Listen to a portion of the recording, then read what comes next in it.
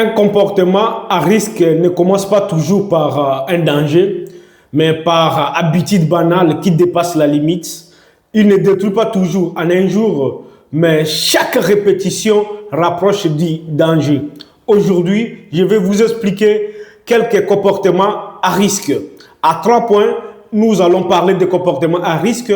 Nous allons définir qu'est-ce qu'est le comportement à risque. Deuxièmement, nous allons citer tout en expliquant les comportements à risque. Et troisièmement, nous allons conclure. Bonjour, je suis Dr Marcel Tekabileba Ndima, connu sous l'initiale de Dr MTN. Je suis médecin en neuropsychiatrie et à santé mentale. Je suis à France. Ici, on parle santé mentale, ça tabou. Alors, directement, passons à notre sujet. Qu'est-ce qu'est un comportement à risque? Un comportement à risque, c'est seulement toute action ou toute habitude qui peut augmenter la probabilité des conséquences négatives sur la santé physique, sur la santé mentale ou même sur le plan social, à court ou à long terme. Ils peuvent procurer un soulagement immédiat ou du plaisir, mais exposent à des conséquences négatives. Au début, le risque ou le danger ne sont pas toujours visibles immédiatement, mais leurs répétitions peuvent favoriser des maladies, entre autres des troubles psychiatriques ou les maladies neurologiques, ou même des accidents qui peuvent mettre fin à la vie. L'objectif de cette vidéo n'est pas de juger, mais de faire comprendre, de faire prévenir et accompagner vers des choix sécurisants. Alors, nous allons maintenant commencer à citer les comportements à risque. Nous allons citer 9 comportements à risque. Suivez la vidéo jusqu'à la fin. 1. Nous avons la conduite routière dangereuse. Elle inclut l'excès de vitesse, l'ivresse et le téléphone au volant. Donc, ce sont des prises de risques accrus d'accidents et de traumatismes. Conduire prudemment, c'est protéger son cerveau, c'est protéger sa santé mentale, c'est même protéger la vie des autres. Deuxièmement, nous avons les conduites violentes ou agressives. Elles regroupent plusieurs comportements: l'agressivité verbale, les menaces, les insultes, la destruction d'objets, auto-agressivité, hétéro-agressivité. Sur le plan psychiatrique, ça peut traduire les troubles de l'humeur, le stress intense, des difficultés de régulation émotionnelle, des dépressions et même des passages à l'acte suicidaire. Sur le plan neurologique, l'agressivité est souvent liée à un déséquilibre entre le cortex préfrontal qui contrôle l'impulsivité et le système limbique, notamment l'amygdale. Donc, cela peut altérer le jugement. Troisième comportement à risque, la consommation d'alcool. La consommation d'alcool, donc l'alcool ne touche pas seulement le foie. Il agit directement sur le cerveau et la santé mentale. L'alcool peut devenir un comportement à risque lorsque la consommation est répétée ou prise d'une manière excessive. Sur le plan neurologique, elle peut favoriser des troubles de mémoire, des neuropathies périphériques alcooliques. Ça crée même des crises épileptiques. Et il y a même des atteintes cognitives, donc les atteintes de l'intelligence. Et ça crée ce qu'on appelle le syndrome de Wernicke-Korsakoff. Donc, une forme de démence alcoolique. Sur le plan psychiatrique, l'alcool augmente les risques de dépression, la dépendance, l'anxiété, l'irritabilité et même des troubles du sommeil. Il peut aggraver des pathologies comme les troubles bipolaires, des troubles psychotiques. Il peut aussi majorer les idées suicidaires chez les personnes vulnérables. Chez les personnes vulnérables, donc ça peut augmenter tous ces risques-là. Quatrième comportement à risque, donc la sédentarité. La sédentarité ou l'inactivité physique. L'inactivité physique, c'est un comportement à risque parce qu'elle impacte négativement le cerveau. Si le plan neuropsychiatrique, rester longtemps inactif, réduit la circulation sanguine cérébrale, et ça altère même la plasticité du cerveau, ça augmente même les risques d'AVC, du déclin cognitif, d'une part, et le manque d'activité physique diminue la sérotonine, la dopamine, ce qui peut favoriser l'anxiété, la dépression et les troubles du sommeil. Cinquième comportement à risque, nous avons la consommation du tabac. Le tabac ne détruit pas seulement toujours en silence. Il agit lentement mais profondément sur le corps et le cerveau. Le tabagisme est un comportement à risque parce que la nicotine crée la dépendance. Une dépendance trop rapide. Il modifie le circuit de la récompense au niveau du cerveau et rendant alors l'arrêt très difficile.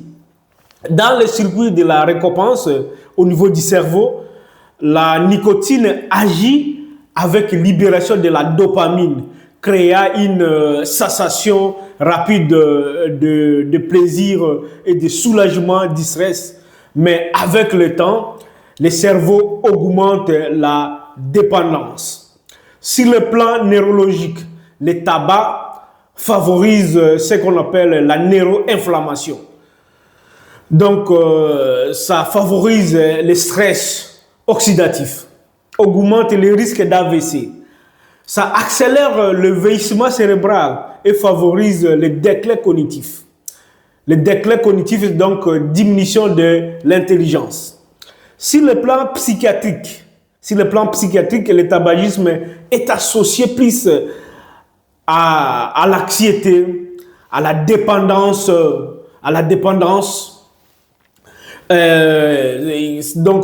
avec le trouble du sommeil, ça crée même le trouble du sommeil. Il peut aussi modifier l'action de certains médicaments en accélérant son élimination. Alors, sixièmement, usage de drogue. L'usage de drogue, c'est aussi un comportement à risque. On appelle drogue ou substance psychoactive.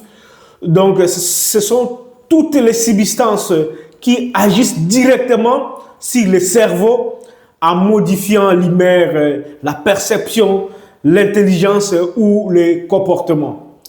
Ces substances sont, à part l'alcool et la nicotine, nous pouvons aussi citer les cannabis, l'héroïne, la cocaïne, certains médicaments comme les opiacés. Les opiacés, on peut citer comme le tramadol, même les benzodiazépines, on peut citer le diazépam.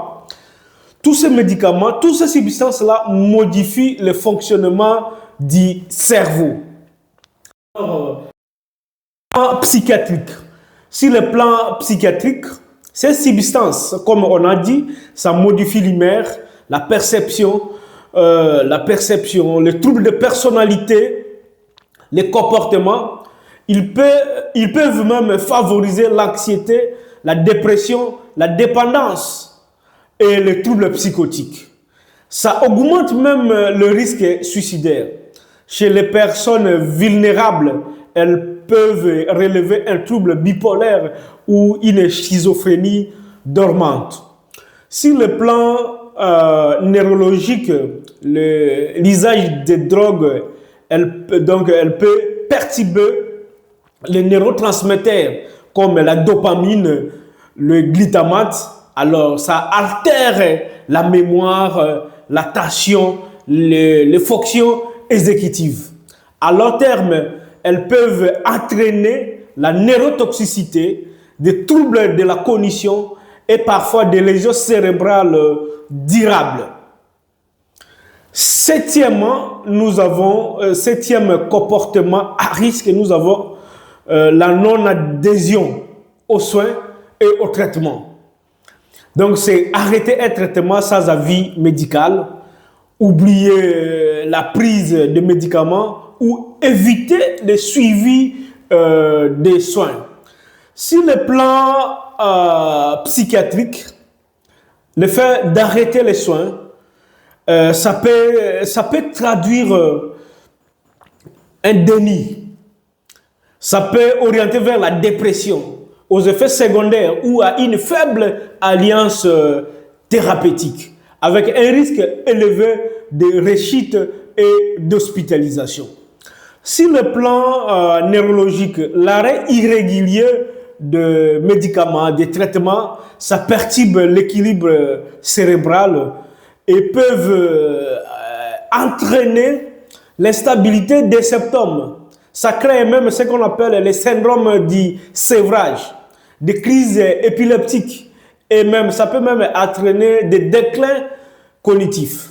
Donc suivre son traitement, c'est protéger son cerveau, sa santé mentale et maintenir une stabilité à long terme. Huitièmement, nous avons l'utilisation excessive des écrans et des jeux vidéo. Les écrans et les jeux vidéo ne sont pas en soi mauvais. Le risque apparaît quand l'usage devient excessif, non contrôlé et remplace par exemple son sommeil, ça remplace son activité physique, les relations avec les autres et si ça remplace l'apprentissage.